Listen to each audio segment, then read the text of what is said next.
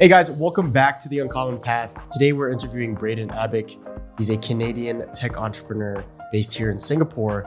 We talk about how he built a multi-million dollar tech company here, how he raised $3.3 million in funding. So if you guys are looking to find out how to find investors, how to get funding, how to pitch, I think it's going to be really interesting for you guys to watch and listen to. But also we talk about his journey as an entrepreneur, the struggles he's faced, how he's overcome them, and lessons learned from scaling. And I think it's going to be super valuable to anyone that's interested in starting their own business. So without further ado, I hope you guys enjoy this episode. Brayden, welcome to the show. Thank you. So for those who don't know you, who are you and what have you built? Yeah, so my name is Brayden Blockpour. I'm from Canada. I guess I've been in the tech industry, like all my life. I mean, I started building applications, projects, hacking since high school, basically. Mainly on the data side, data analytics.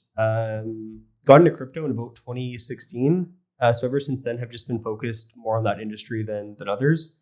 But yeah, just a lot of data products, data analytic products, and also some trading as well. Awesome. So when you say hacking, it means, are you like actually, I think when people think about the word hacking, it's like, you hacking, like doing something illegal, but what does hacking actually mean? Yeah. So, I think when I was in high school, I first started getting interested, I guess, in computers. The high school I was at, they would firewall websites, so you couldn't access YouTube or play games at school. And so I guess the first thing that I built was I built a website that was able to bypass the firewall of the school. So all my friends and I could play games. You can go on YouTube, Facebook. And the way that it was done was actually very simple. So with websites, you have meta tags, which is used in like SEO. So the meta tags define what the website is, what's on the website. So I had built a website, put a bunch of games on it, and just filled the meta tags as like educational tags, like math, science, And so the firewall would only look at meta tags that our high school would use. And so bypassing that was actually pretty simple. But I guess that's the first kind of hacking, not really like hacking, but kind of, solving problems and getting around things in creative ways. And then from there, just kind of kept expanding. So I don't have like a formal technical background. It's all just been self-taught out of interest. I guess just passion for it more than anything. Yeah, that's amazing. So take me back to when you were in high school, learning about all this stuff and, applying it. Like, when did that go from, just a casual hobby to something that you're like, okay, maybe I might take this more seriously? Yes, I started building some websites for people, which I think is how most developers start, is creating websites. So I found some clients online, was doing websites for people in Europe, in Canada, which is pretty cool. But I think it went more from like a passion to something serious, I guess, when I started building my own projects, and people would use them and getting traction. I think that was super cool. So I built a couple different small ideas, small projects. One was PokeJoin for Pokemon Go. So building an application that allowed people to find Pokemon from anywhere in the world. And so I actually scaled that from 0 people to I think I was getting like 1 million page views a month on it. And there was people making YouTube videos about it. I think I was like 19 maybe at the time. But just seeing how you could build something in your room, right, with a keyboard and mouse, and then there's people around the world like literally using it. I think that's where, that's really where I was like, yeah, I want to keep doing stuff like this and building products that people use and find value from. Yeah. Yeah. And you grew up in a small town in Canada. Yeah. So was that, what were the career paths looking like for you if you, obviously didn't pursue something like this? Yeah, not great. I think I think small towns, it's probably similar types of attitudes towards things. It's you usually stay in the city that you're born in. So, most people from the city I'm from end up staying there, not getting out. And then you're kind of constricted to jobs, there. So you don't really get the chance, I guess, to really grow from a career point of view. I guess there's some things that you can probably do online, but that was also one of the reasons why I wanted to get into more of what I was doing and focusing on. Nobody else around me was really doing stuff like that. And because I'm doing a lot of online work, I'm meeting people around the world, right? So I'm talking to people who are from bigger cities, bigger mindsets, and kind of, I guess, learning things from them as well. So that was super helpful. Yeah, that's amazing. And did you have anyone, like, were your parents supportive when, like, did they know you were doing all of this, like playing around with computers and building websites? Like, did they know all of this? Yeah, so like my dad bought me a computer when I was young. I think like, grade 6, grade 7. I don't know how old that would be, like 12, 11, maybe 10, 12. somewhere around there. Yeah. So yeah, I mean, at first it was using it to play games. But then over time I just started, working and building things. And when I was making websites, I would get PayPal for people to send me money. And so I was like, like 15, 16, making like pretty good money. Like I would get like $10,000 sent to my PayPal account. And I'm trying to show my parents like what I'm doing, and they don't understand. Like, I don't think they really got PayPal at the time, or it's not real money. Like, show me when it's in your bank account. But no, they've been super supportive of everything I've done, which has been super helpful as well. Yeah. Was there a point where, like, obviously you were making money at that point, but like, was there a point where like, this is what I want to do? Like, did you think that, or like, was there a certain moment for you? Yeah, I mean, making websites, like, it was more just for the money because I didn't want to work like other jobs. I mean, there's worse things to be doing at that age. So making websites, I think, was just a way to earn some money. But like I said, I mean, I think when I started developing things for myself and building things that I found interesting and useful that's where the passion came from to keep doing it. It wasn't building websites for other people. It was more so me trying to solve a problem that I was facing, right? And trying to make a solution or an application that would solve that problem for me. And then hopefully other people would find value from it. Yeah. How did you actually learn? Did you have like a online course you were taking? Did you just learn through YouTube videos, Reddit, forums? Like, how did you actually go about learning? Yeah. I mean, I think back then a lot of it was forums, tons of Stack Overflow, which is like a forum website for developers.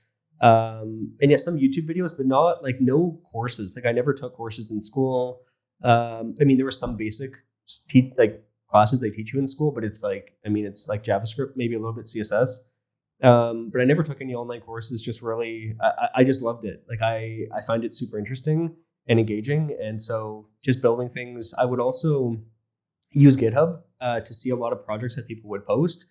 And I would kind of reverse engineer them or tear them apart and then start editing them. And you start getting used to coding patterns and other things like that. And then just tons of Stack Overflow, I think, really is it. Yeah. Yeah. It sounds like you found something that you were really good at a very young age. And I think that's pretty rare. Like, it's not like some career counselor talk to you and be like, oh, I think you'd be good at this. You kind of just explored your intellectual curiosity, and then you stumbled upon all this, and it sounds like you picked it up really, really quick.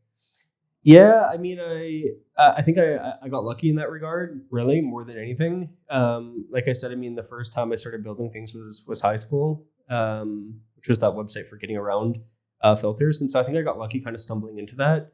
But yeah, I mean, just I guess, yeah, just out of interest, and it just kind of evolved from there. Yeah. Yeah. And did you ever think you could be was being an entrepreneur or being a business owner something that you thought about? Like, could you predict that you'd end up where you are now? I mean, kind of, not in the way that I did. So like when I started building applications, projects, I mean, you look up to tons of these founders, right? Like Mark Zuckerberg, all these great startups that have existed. And you more importantly look at them. So you look at Mark Zuckerberg, he built this thing while he was in university. And that's pretty cool, right? Because he doesn't have experience. A lot of these startup entrepreneurs, they don't have like formal education, or they don't have a lot of experience, but yet they built companies that scaled to billions of people. So I've always liked that aspect of it, of, anybody could do this, but at the same time, what I've learned is it's very romanticized as well. And a bit dangerous to think that way. It's a lot harder, I think, than most people think it would be getting into it. But I would say that's kind of where I got the entrepreneurial side, was just looking up to these other founders, looking at these great companies that people built, and also building things myself and seeing, I have the capabilities to build something small and get it to some people. Why couldn't I scale that or expand on it? Yeah.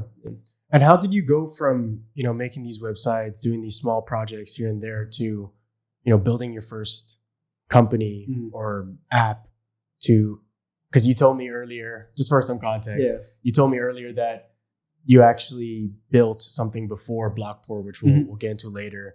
And that kind of led you down to the path you are today. So yeah, take me to the beginning of building that first app that you managed to sell, and And how was that like? Yeah, so when I was in university, I was getting into trading crypto.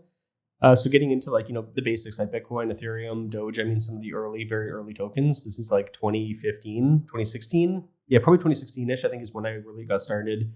And so at the time, there's a lot of gaps in data. So I would trade based on centralized exchange movement of funds going in and out.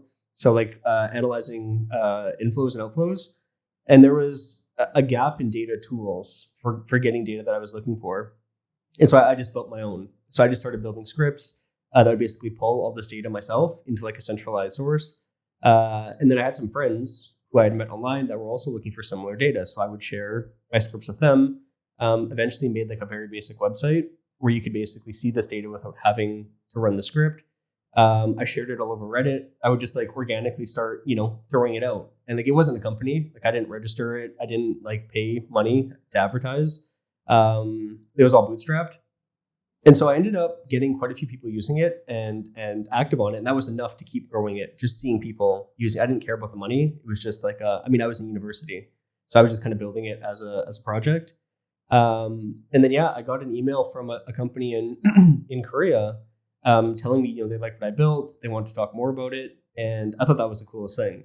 I mean, the fact that I built something and somebody in Korea is using it. I've never been to Korea, right? Like most people from my city have never been to Korea, but there's somebody from Korea using what I built, which is really cool. They ended up, liking what I built. They ended up basically buying it off me and then hiring me to integrate it into their system. So I guess that was my first kind of acquisition, sort of. I don't know if you would actually call it that. So while I was in university, I was doing that, working for them, getting my degree. That was my first kind of, I guess, introduction to actually getting to the point where it's sort of becoming an actual company, but still not at that line yet. Yeah. So before they bought it, it was just you building it. Yeah, I was the only person. Like I was the head of marketing, head of developing, like everything. I was just throwing it out there. I didn't actually care. I didn't ever plan on it making money. I would just post on Reddit. Like I didn't pay for ads. And I would just work on it on my own pace, right? Like I wasn't under pressure from anybody because I wasn't selling a service. So people wanted things faster. They could wait, right? Like I didn't care. Which is why I didn't want to charge for it either, because it wouldn't make sense. I was a student. I don't have time to focus on it. So it's a completely free thing. Yeah. And there was no revenue coming in for you from it. No. And it was just about getting as many people to use the app. Yeah. It wasn't so much that I even cared about people using it. I don't think. I more so just wanted ideas and feedback, right? Partially for myself, because I was trading. So I was curious, what are other trading points people want? Because maybe I could use them and also build it into the app at the same time. I just kind of kept growing it from there and just kind of throwing things together, and people were using it. Yeah. That's amazing. Yeah. And was it like a lot of money that they bought it from you? Like, did you have to negotiate it? Were your parents involved? Like, I'm taking the perspective of maybe someone who's built something and they're thinking about selling. Like, how? Yeah. What was the whole process for you? Yeah. For me, I was more interested in it from the aspect of I have a remote job, right? Like being a student in university, most people are just working, like as a bartender maybe, or at McDonald's or wherever else. And so the idea that I could work remotely for this company in Korea was actually more valuable than any type of money from buying the product. I look at it more from like a career perspective of like, this will be on my resume, right? If I work for these people while I'm in university is pretty cool.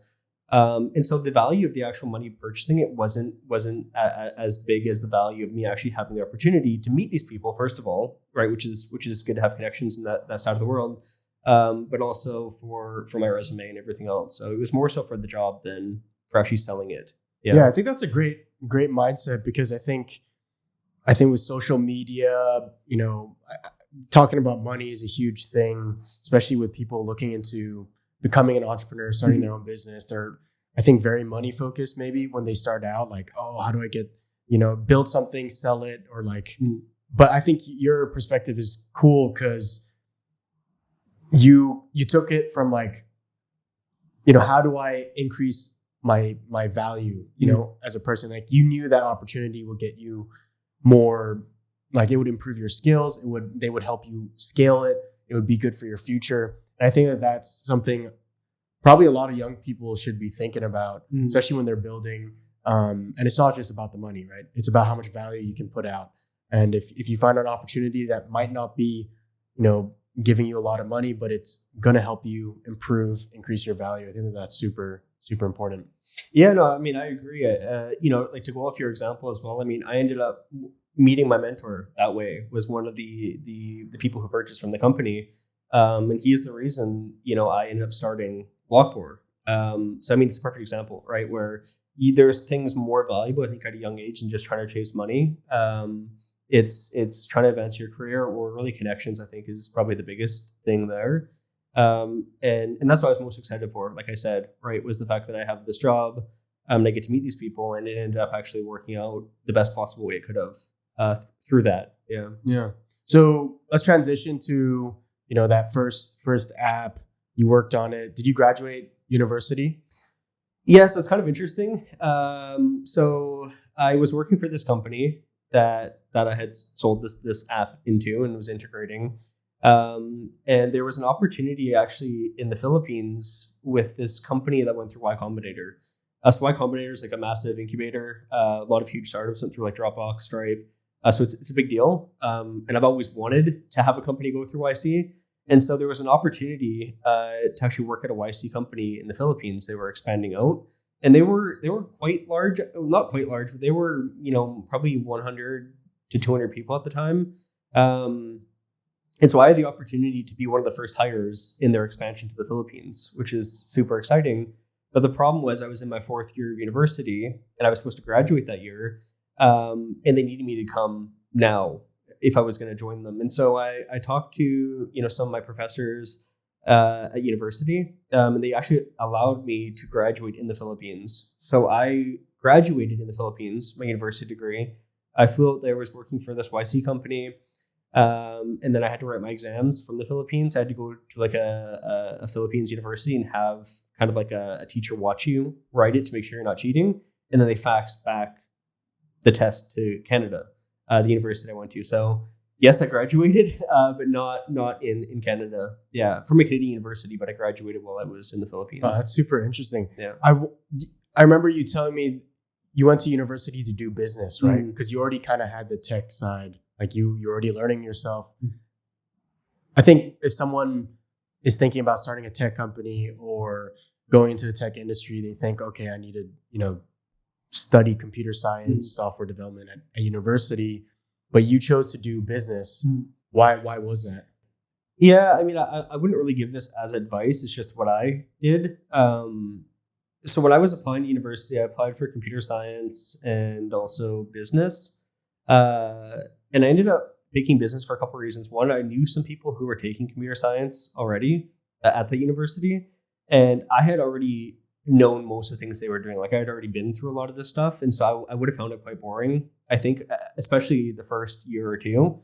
And I knew that I was going to keep building things myself anyways, so I would keep kind of growing my experience regardless.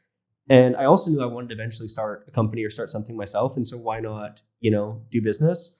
Might not have been the perfect idea. I mean, in retrospect, I'm happy that I did that because you get to learn some skills that you wouldn't have learned. Not so much like the raw knowledge. I didn't learn much like in business school, like in terms of like what I remember, but they force you to do things like presentations. They force you to work in groups. They force you to solve problems with other people. And those things like that's where the value in business school for me was. Not so much like I know certain things in finance. Like I don't remember anything, right? Like I don't know anything I learned in university, but it's just like the intangible things I think provided value when I eventually started at Blockpour. Yeah.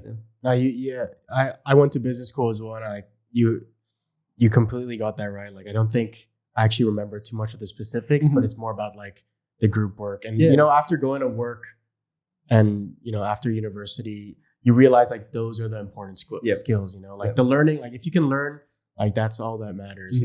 But it's the people skills, the being able to present, work as a group. And I think you got that right on the spot. How did you? So you were working at this company in the Philippines. How did you go from that to starting Blockpour? Yeah, so there's one other gap before Blockpour. So I was working in the Philippines at this company. COVID ended up hitting while I was there, and so that's a whole nother story. Like I got stuck in the Philippines. I was trapped there for a while. Ended up getting home after some struggles.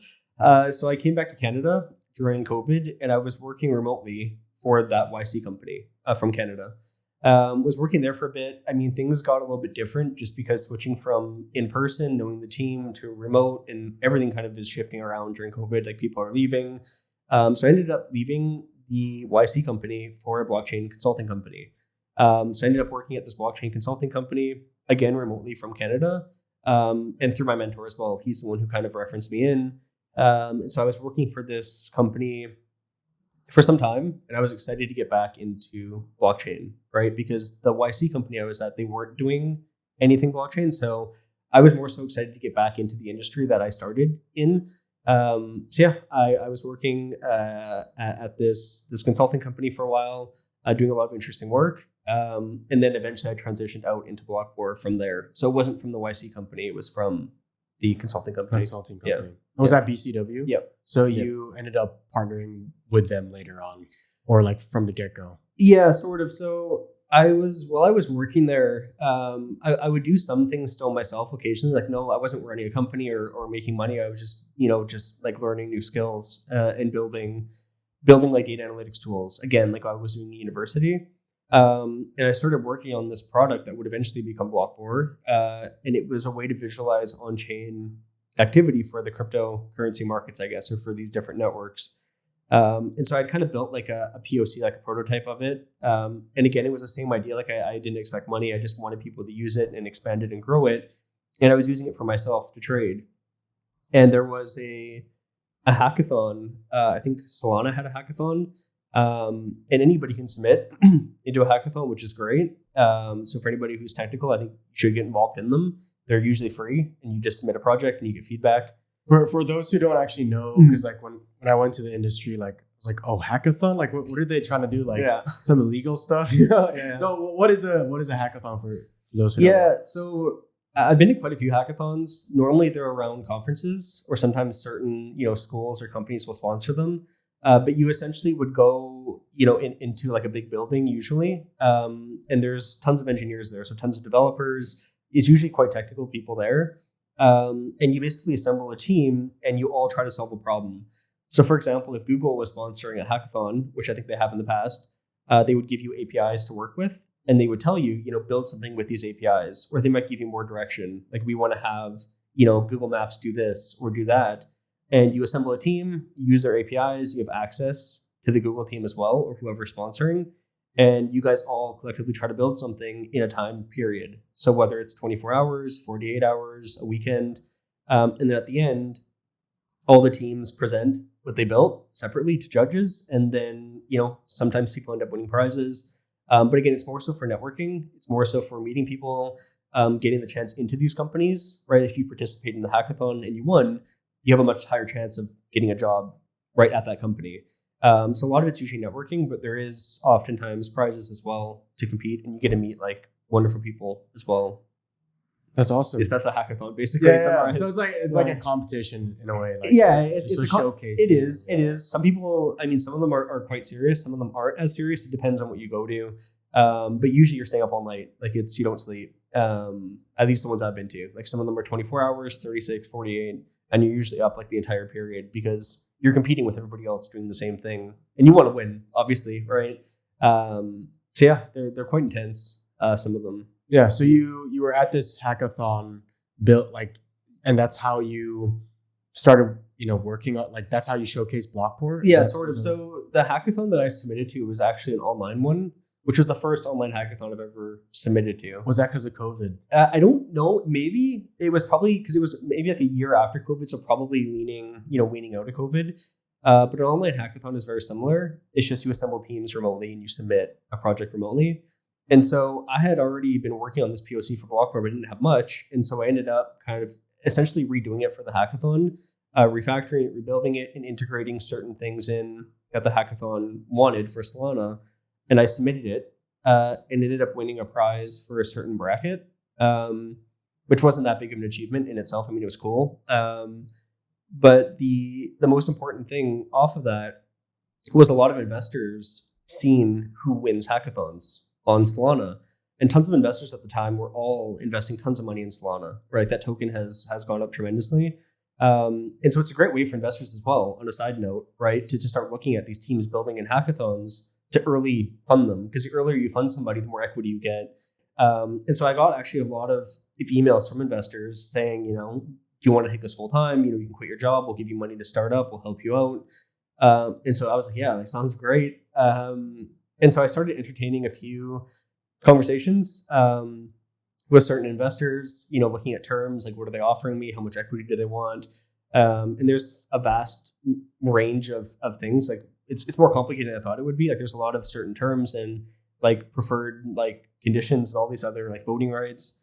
And I don't even know what I'm doing, right? Like I don't even have like an entity set up. And so I ended up so I was still working at the consulting company at this time, and ended up going to them saying like, look, like, I'm going to quit to start this company. Would you guys be interested in investing like as an angel instead of these investors I don't know?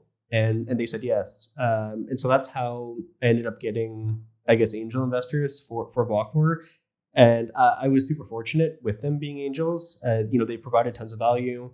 Their network was also massive for raising future funding rounds, but also in resources as well, like helping us out with like early finance, early accounting, like company management, like getting things set up. So they were almost like an incubator. They acted as an incubator. That's exactly right. Yeah. And cool. And so it almost sounded like you didn't have to go pitch your thing. It was like you were in a competition, you did really well, you got eyes on you, got all these offers, and then you obviously went back to the company you were already working at while you were building this thing. And happens that they're also big fans of what you've built.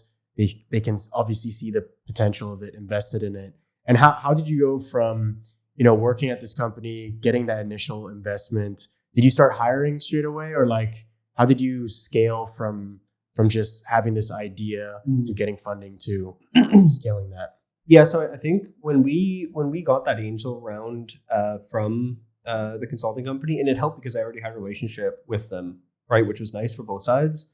It wasn't hiring right away.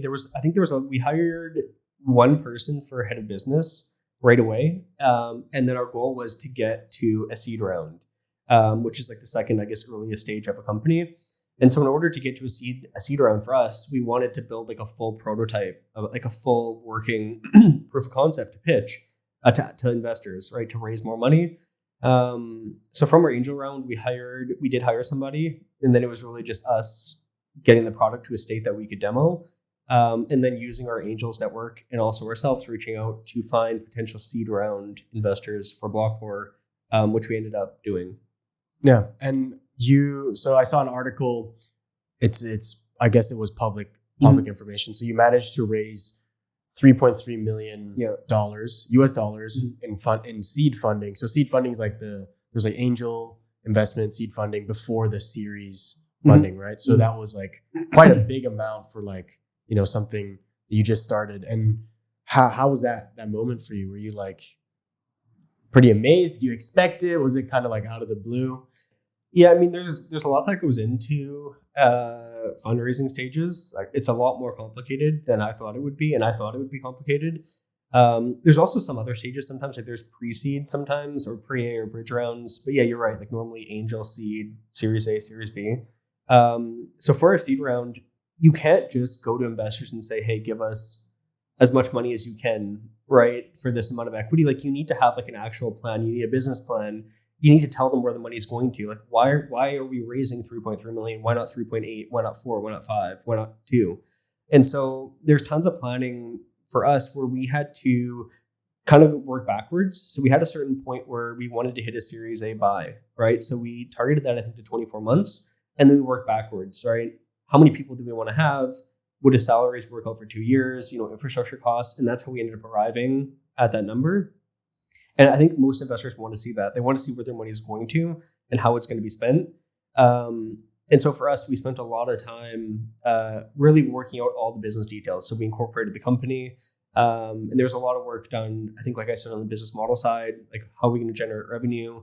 How many employees do we need? Do we need marketing now? Do we need this now? And so really just getting everything kind of figured out. And then we wrap it all up into a pitch. And then we pitch it to investors.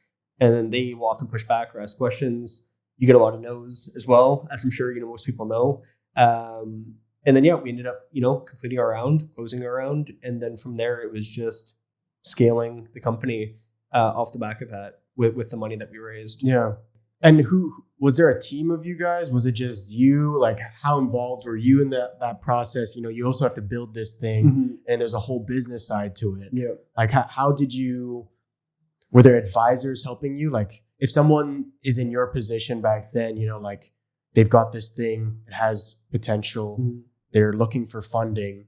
Do they need to find help do they need lawyers, accountants? Yeah, yes, for all those things. So like I said, we hired somebody who was head of business that kind of helped with some like the business modeling, canvassing, getting some things ready on that side. But that's really where I think the importance of an angel investor or any investor comes in, especially angel, is being able to leverage their network, right? Because how do you find seed investors even? Like if you try to cold email them, you might get some success. But having a network or having an angel investor who has a network that you could easily access and reach out to definitely help that process tremendously. And also being able to access things like legal resources. And so part of the money from the angel round was used for legal expenses for incorporation, for preparing like safe notes and safeties that we would end up getting investors to sign. So yeah, I think getting between an angel round and a seed is hard enough. Right? Like most companies fail, I think, between seed to A, I believe. But getting from angel to seed, surprisingly, is hard as well. There's just a lot of things you have to prepare, a lot of things you have to know, a lot of legal, a lot of finance. And so, yeah, to summarize, I would just say our angel investor was a huge help in a lot of that early process stuff. Yeah. And if you could go back in time to that moment, like, would there be, what advice would you give yourself? Like to the seed raising? Yeah. That period. Yeah, I mean, there's a couple things. Like one is we got some pushback from investors. For us, we were a crypto company, we were a data company, but we were doing an equity based company, so we weren't planning to have a token.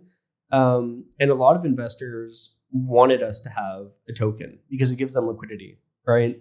Most of the times when you invest in an equity-based startup, you need to wait for a liquidity event to occur, either an acquisition, an IPO, a secondary share, secondary sales. So for us, there was a lot of pushback on, if you guys make a token, we'll invest in you, right? So we probably could have raised more money had we built a token, but I also think we would have just failed miserably if we had gone the token route. So I'm happy we didn't do that, but there was a lot of things that we could have done differently that would have definitely shaped the direction of the company that it would have went. And that was probably the biggest one, I think, was around terms investors wanted for liquidity. But other than that, I mean, not much. Like I don't think I would really change too much. I think we did as well as we could have for the seed.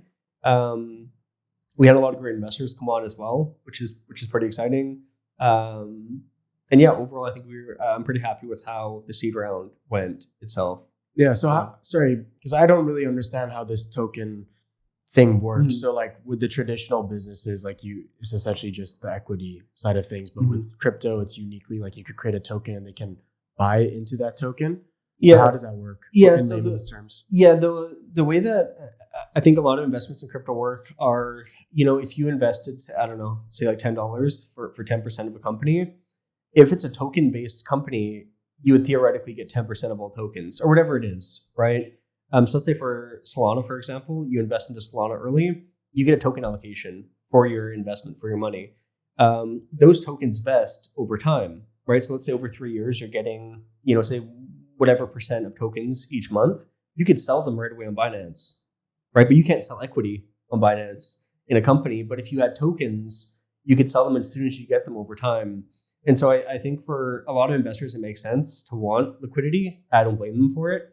But for us, like our business model wasn't meant for a token. So it's almost like your company IPO'd in a way, like they would just be buying shares that they can just sell later. I mean, sort of. Yeah, I guess that's one way to look at it. I don't know if like that analogy fully works, but yeah, they basically have instant liquidity, right? Like as soon as usually there's vesting terms, so they don't get everything right away. If their 10% doesn't unlock day one, it would vest over months or years. But as soon as they get their tokens, they could sell them and get money back right away for their investment instead of waiting usually 4, 5, 6 years from like a traditional company to exit or to provide liquidity in some sense. Yeah. And Blockpour was a data analytics platform. Yeah.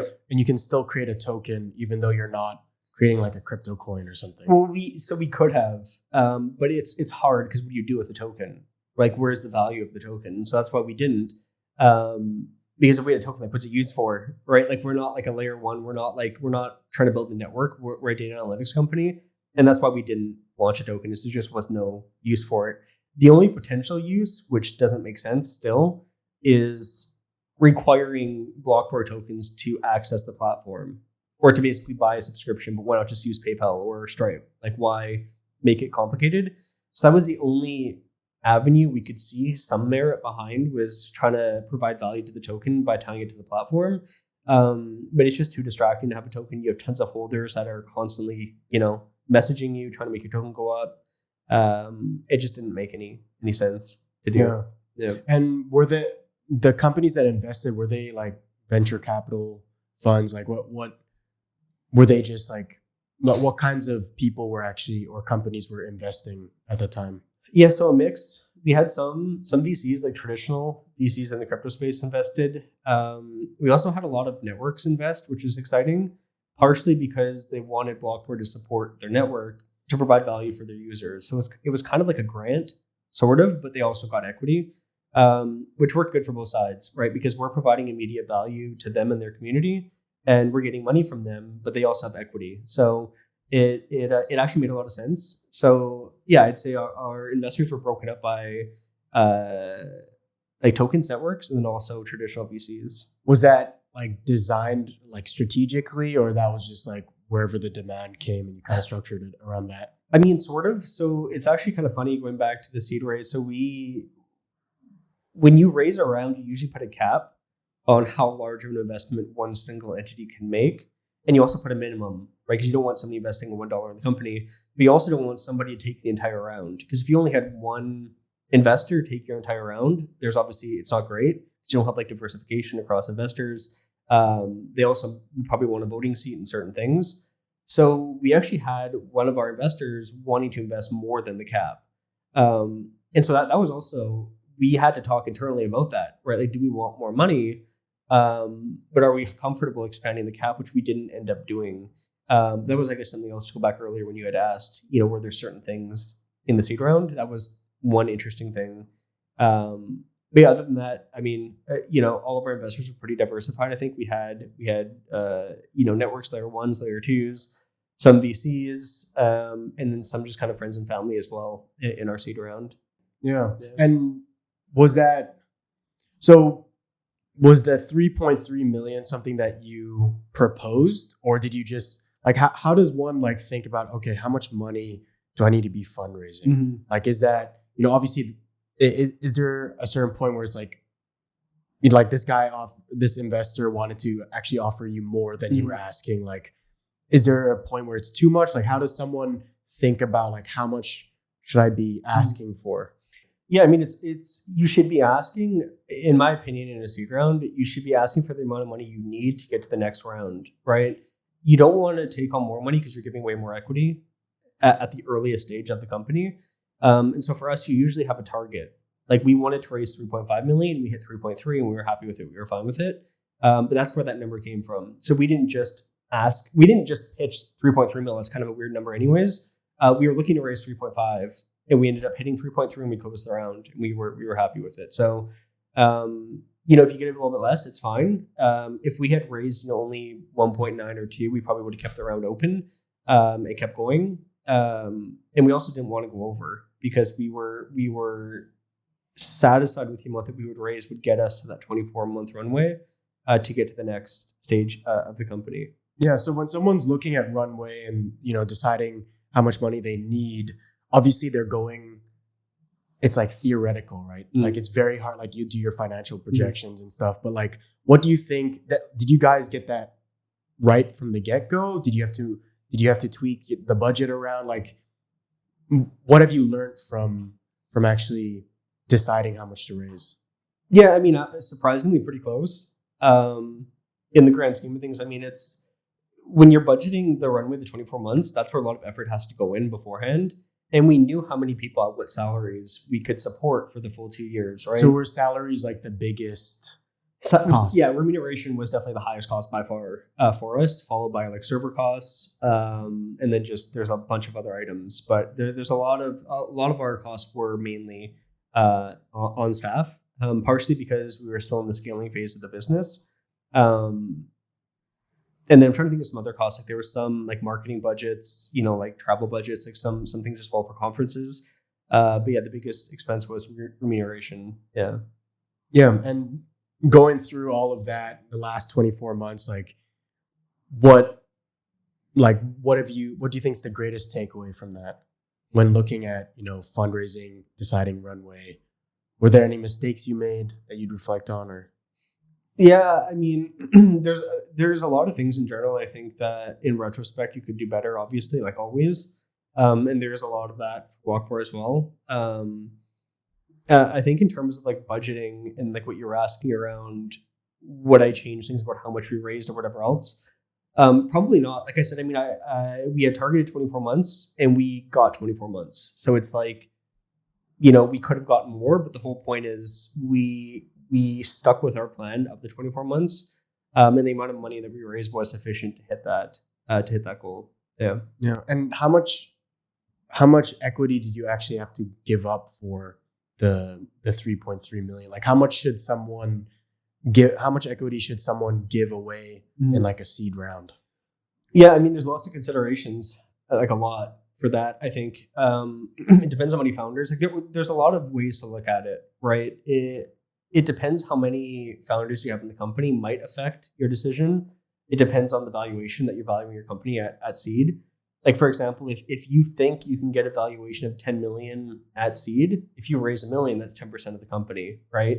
But if investors are telling you your company is only worth 4 million or we're not going to invest, now you're forced to either, do I go down to 4 million? Do I keep looking for other investors? Am I willing to give up more equity?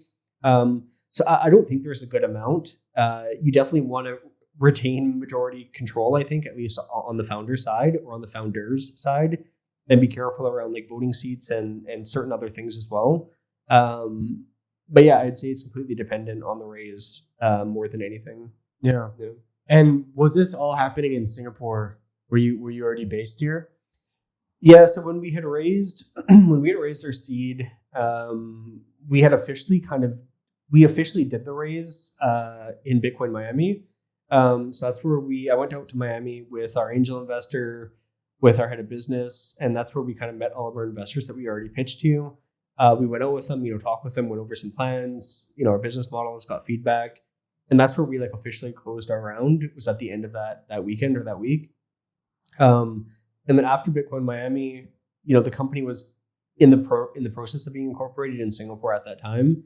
And so I think I came to Singapore quite a few months after, like 4 or 5 months after Bitcoin Miami. But I was working remotely from Canada, getting things set up. And then once everything was set up and I could get a visa, that's when I came. It takes time to process all like the company stuff.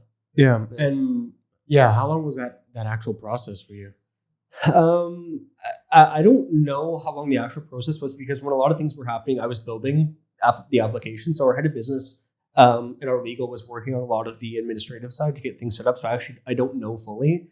But I mean, after Bitcoin Miami, I think that was June or July, and I was in Singapore in September. So really not that long to get everything set up. We had to get bank accounts. There's a lot of things you need to do, a lot of paperwork, which we had help on, fortunately. But yeah, the whole process didn't take that long, I guess, looking back. I mean, from July to September, I was in Singapore with the visa working, and partially because we had people who were experienced and had done this.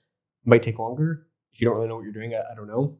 But for us, it was that time period. Yeah, and just looking at the timeline, because I think we've talked a lot about your journey so far, but like roughly, what was that timeline from the hackathon, then the angel investment, seed funding, and then obviously incorporating everything in Singapore? Yeah, so I'd say from the hackathon to getting our angel investor was probably 4 or 5 months. I mean, after the hackathon, I already had interest, like I said. Was that 2021? Yes, I believe so. Yeah, 2021. Yeah. So 2021, we had our angel investor, and then I think we spent around 3-4 months building the prototype for the seed to pitch. And then we spent a little bit more time getting business plans, everything set up. And then our seed round was done, I believe, in June of 2022 was our seed in Miami. And then September, I was here 2022. So the whole thing was actually quite fast, like moving everything. There was a lot of things going on like every day. Because I'd say we had our angel investor around the end of 2021. We closed our seed round mid 2022. And then I was here before the end of 2022 as well. Wow. And what about Singapore? What was that your decision? Whose decision was it for you to relocate to Singapore? Yeah, I mean, there was a couple of things. So when there were other investors reaching out before I went to the current angel that we have, they had wanted the company to be incorporated like in the US or certain places.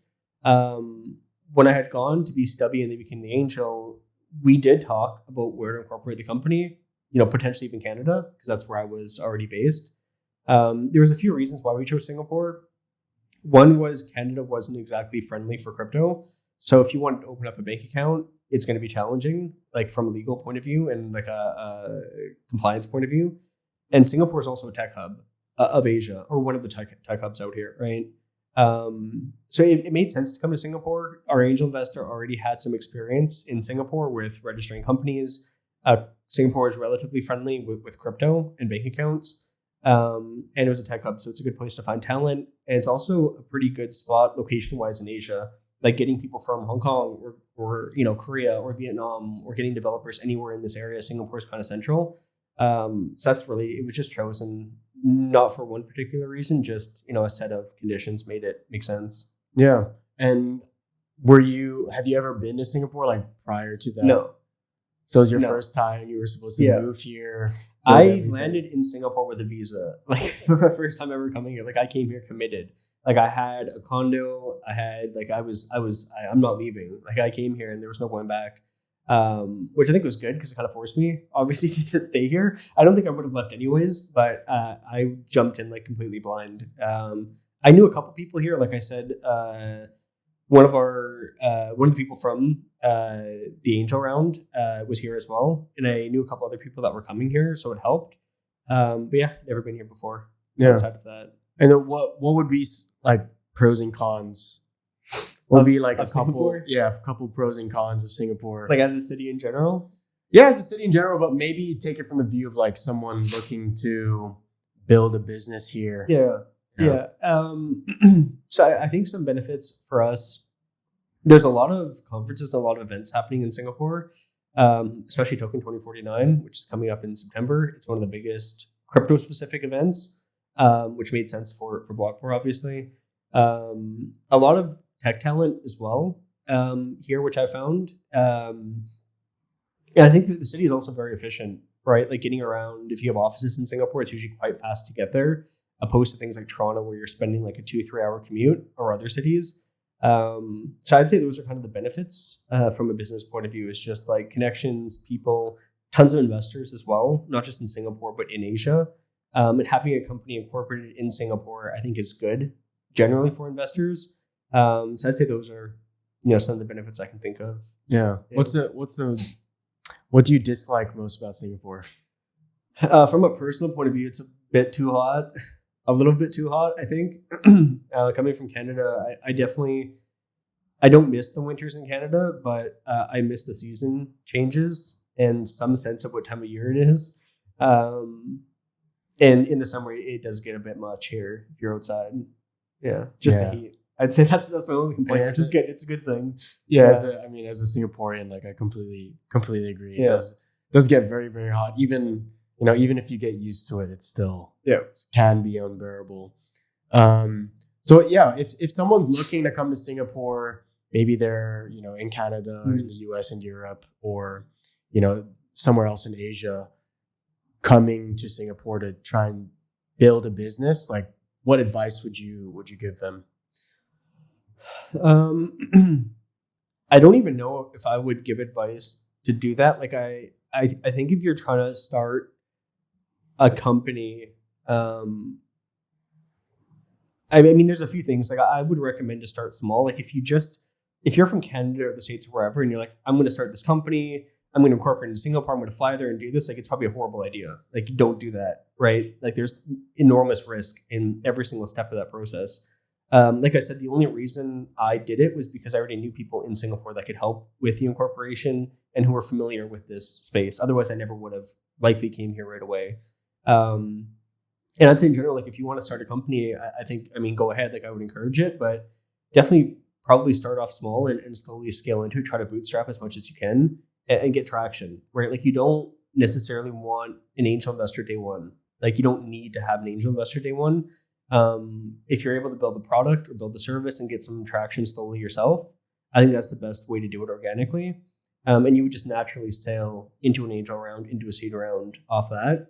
But yeah, definitely wouldn't recommend just making a move across the world to start a company unless you know people there or have a reason, to do it. Yeah. And I guess you've built a tech company in a country that you have never been, been to before. Was it in a way that there is a lot of risk in that, but was there ever a point where you were, hesitant to take the leap, or were you just, it sounds like you were fully supported. So was there even a bit of hesitation to take that risk? I mean, it was kind of like the perspective I had in university, right? It's like going to Singapore, it opens the door for new opportunities that I wouldn't have otherwise. Like staying in Canada would have been way more comfortable for me, like from a personal point of view. But I think you can only grow so much there. Like I think having the perspective, unlocking, new connections, new investors, new people, like things that you just don't experience in Canada, I think was exciting for me. And so I knew that no matter what the outcome was, like, if the company failed in Singapore, if it succeeded in Singapore, there's going to be some net positive of me going there. And it didn't hurt the successes of the company being there, right? Like it's still a tech hub. It had reasons to be there. And for myself, from a personal point of view, like I'm getting that experience, getting those connections, and just exploring all that as well. Yeah. So yeah, I have some sort of quick fire questions just about the journey so far, about scaling, hiring and stuff. Won't dive too deep because we're coming up to an hour already. But yeah, what do you think's been the greatest challenge for you in the last 24 months?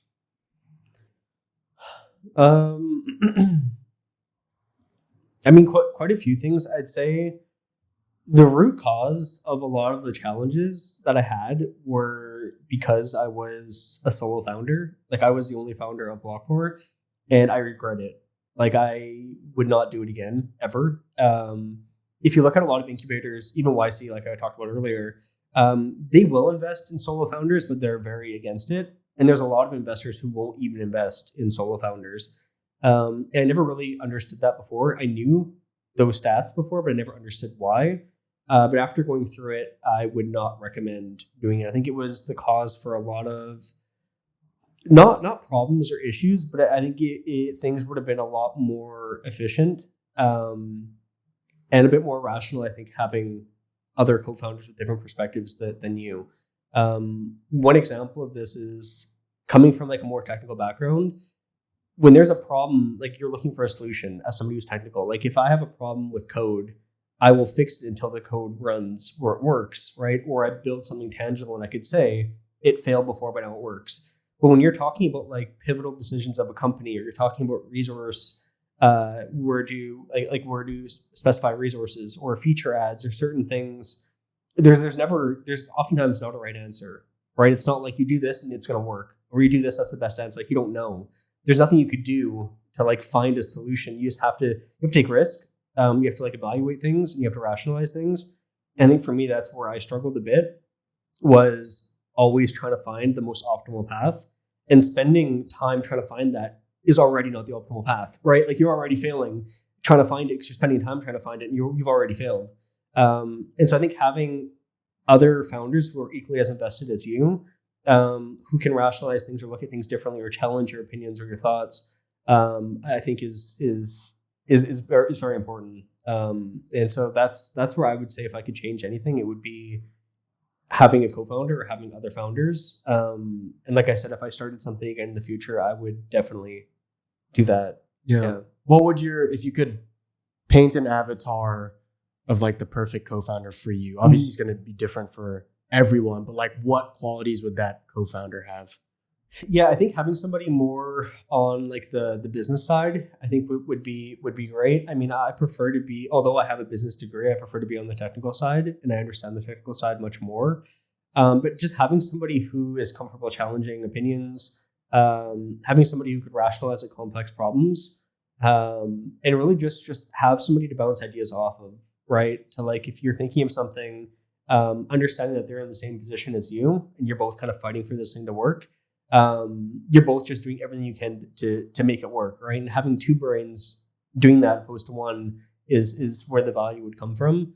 But I also know that there is significant risk trying to force a co-founder, right? Like if you don't know somebody already, I think you're taking maybe even a bigger risk than being a solo founder. If you're trying to force a co-founder on, that could probably create more problems than being a solo founder. But yeah, I would say quality is just somebody who pushes back, somebody who can help rationalize, somebody more on the business side, I think would be ideal. Yeah.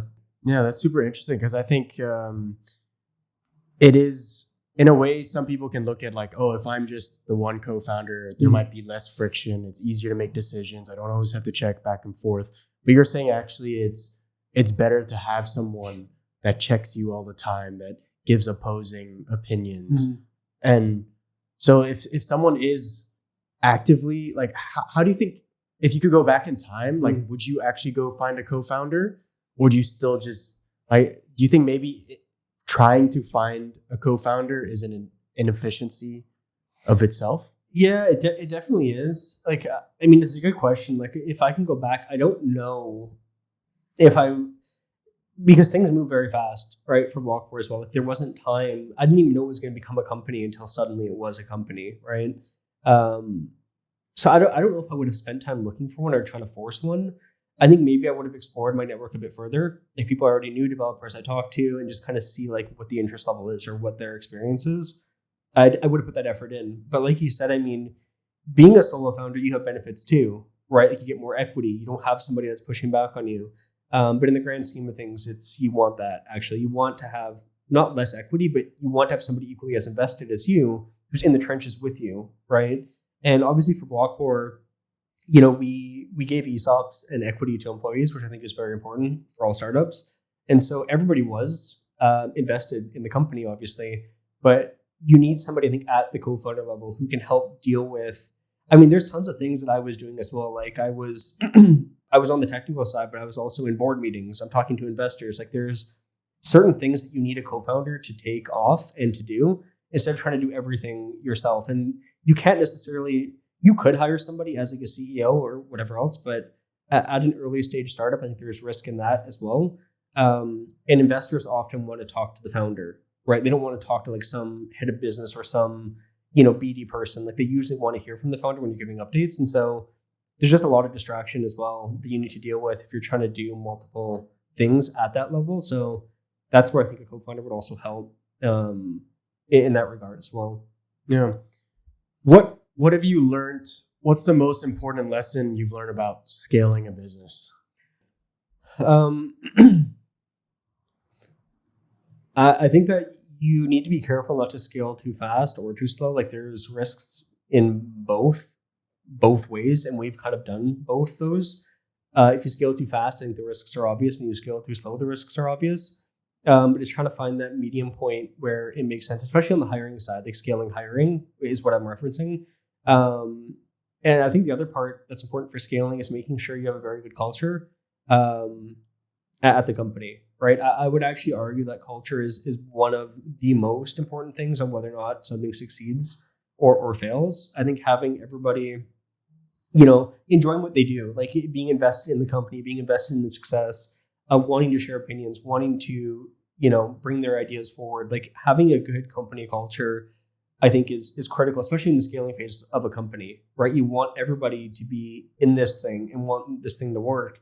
And so I'd say culture, honestly, is probably one of the biggest factors, especially on the scaling side. Yeah. And how do you think, like, if someone does want to do that and make sure that they make culture Mhm. something that's on top of their list? How do they actually, like, what have you learned about company culture?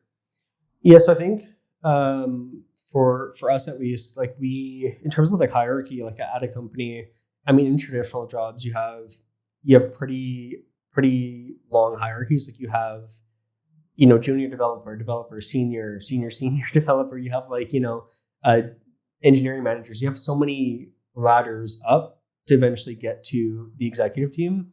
I think for Blockpour, we tried our best, or we did have like a flat hierarchy structure where everybody's essentially on the same plane, like including myself.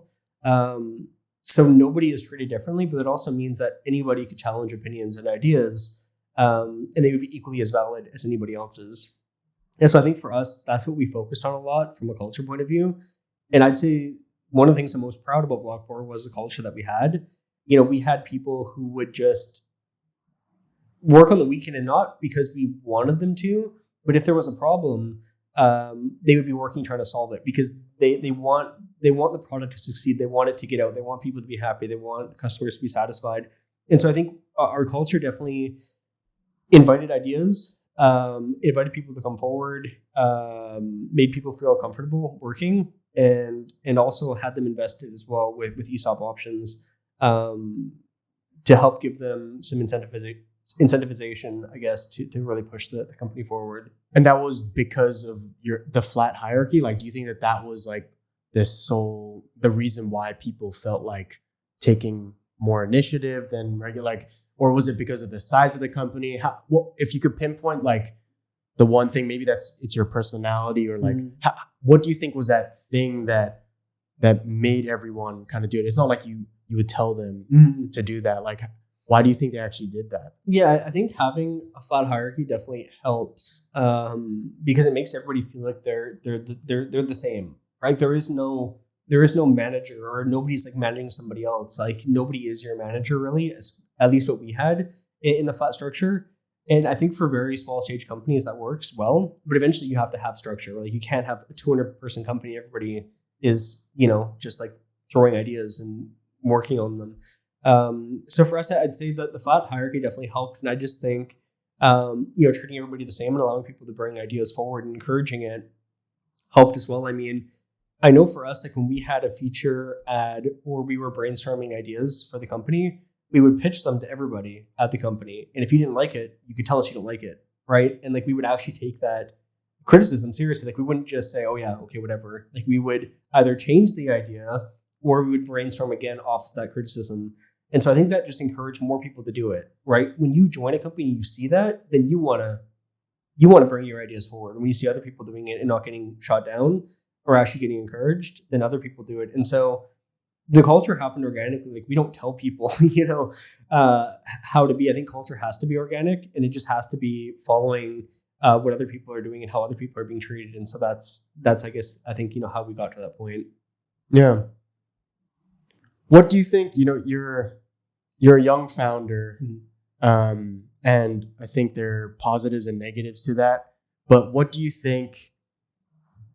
What do you think was the most challenging thing about being someone young doing something like this?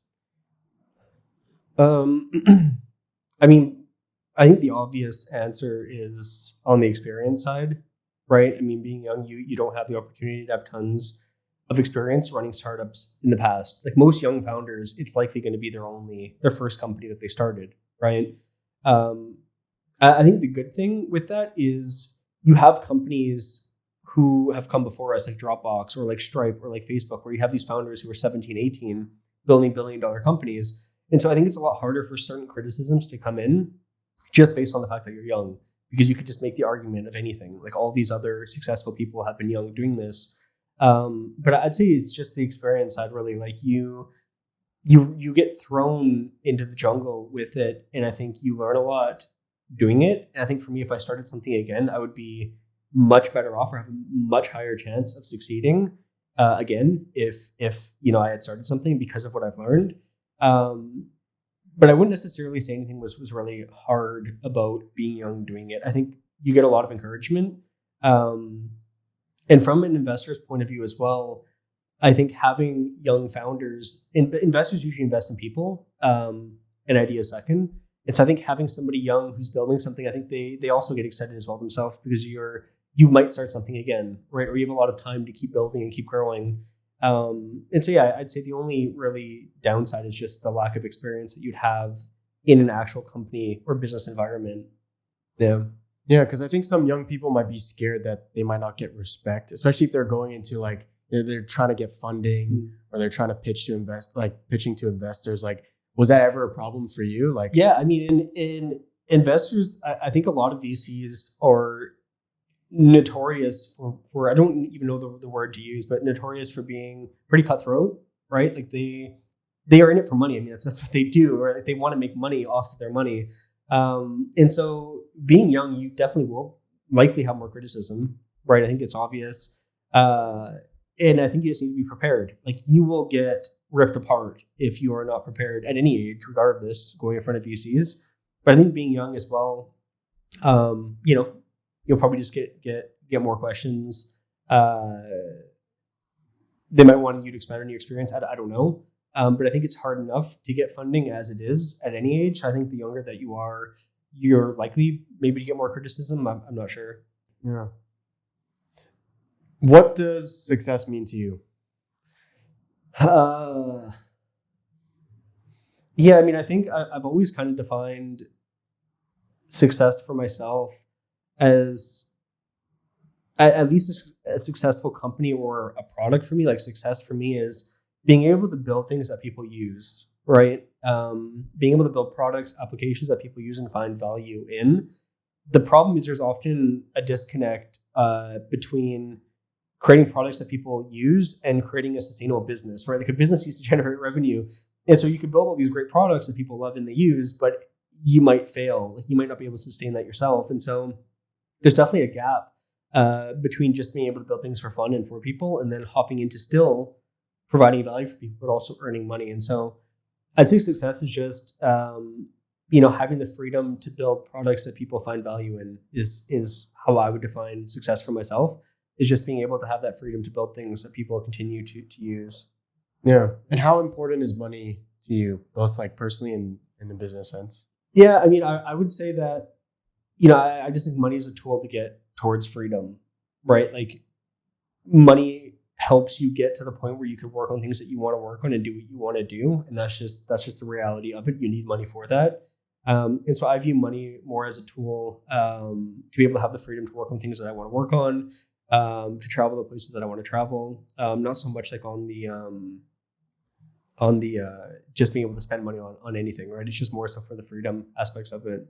Yeah. And you talked about, learning about business as like part of like the business side of success as well. Like, what do you think? What's a lesson you learned about business that business school didn't teach you? A lot. There's a lot of things that business school didn't teach me.